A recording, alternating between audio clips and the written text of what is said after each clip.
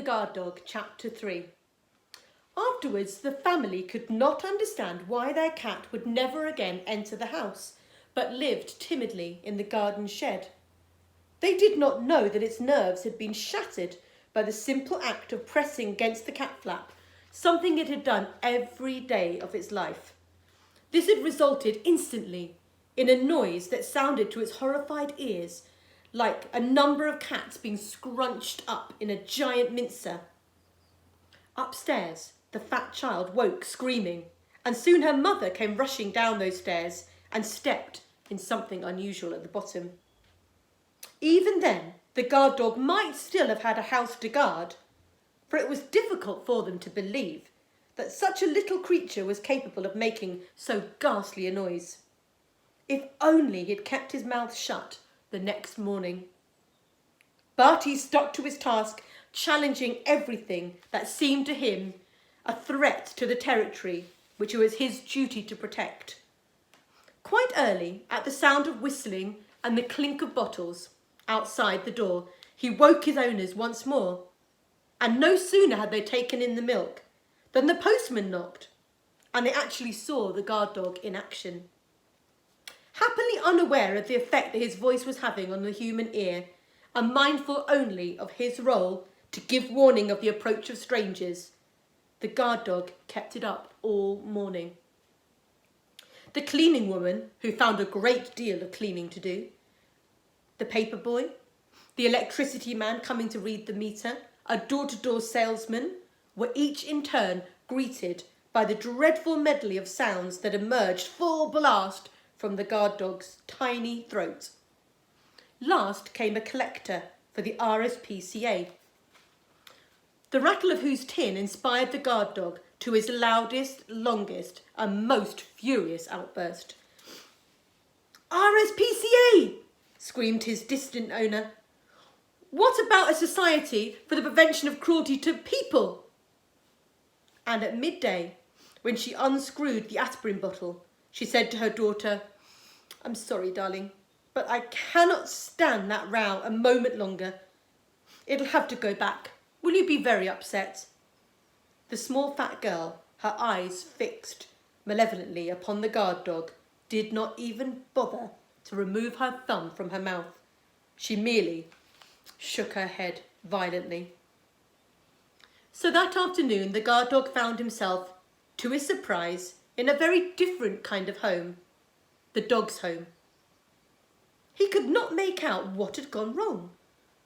What were guard dogs meant to do if not guard? He had only done his duty, but all he had received so far had been angry looks and angry words. And finally, they bundled him off into a car and they drove him to this strange place full of strange dogs and left him. From the kennel that he'd been given, number 25, he looked around him. There was every sort of dog in the kennel block, younger and old, handsome and ugly, large and small, though none remotely as small as he. Why were they all there?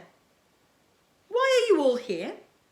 He asked the dogs directly opposite him, a sad-looking animal with long droopy ears and a long droopy face. Because, said the dog dolefully, we are all failures. I don't get it, thought the guard dog. My job is to give warning of the approach of strangers, and I've never yet failed in this. I don't think I'm a failure, he said. Well, you're certainly not a success, said the long-faced dog, or you wouldn't be here. All of us are here because our owners couldn't stand us any longer. But we'll get new owners, won't we? Possibly. It depends. Depends on what? On whether you take someone's fancy. You just have to do whatever you're best at. Me, I'm best at looking sad. Some people like that. And in the days that followed, many people in search of a suitable pet came to inspect the 20 or so current inmates of the dog's home. And when they came to the end of the range of kennels and they found the smallest inhabitant, they would without exception break into a smile, a size of such character, little scamp. And without exception, however, they were treated to the dreadful spectacle of the guard dog doing what he was best at. And without exception, the smiles vanished, to be replaced by looks of horror, as they turned away with their hands clapped to their ears. By the time the guard dog had been in the dog's home for a week, most of the animals had gone happily, or, in the case of the long-faced dog, sadly, away with a new owner, and there were newcomers in most of the kennels. By the 13th day, there was only one dog left who had been there when he was admitted. This was his next-door neighbour, an old and rather smelly terrier. The guard dog's attempts to make conversation with it had always, thus far, been met with a surly growl, so he was quite surprised when he was suddenly addressed. "You been in here 13 days, little un, ain't you?" said the terrier. "Oh," said the guard dog, have I?" "Ah, you came in a day after I. 'Tis my 14th day." "Oh, well," said the guard dog, "try not to worry. I'm sure that you'll soon be gone." "Ah," said the terrier, "I shall, today." "But how can you know that? How can you know that someone is going to take you away today?" 14 days is the limit, little un. They don't keep you no longer than that." "Why? What do they do with you then?" "Ain't nobody told you?" "No." "Ah, well," said the old terrier, "'tis all right for us old uns. It's our time to go. I shan't be sorry. You don't feel nothing, they say. But 'tis a shame for a nipper like you." I don't understand," said the guard dog. "What are you trying to tell me?"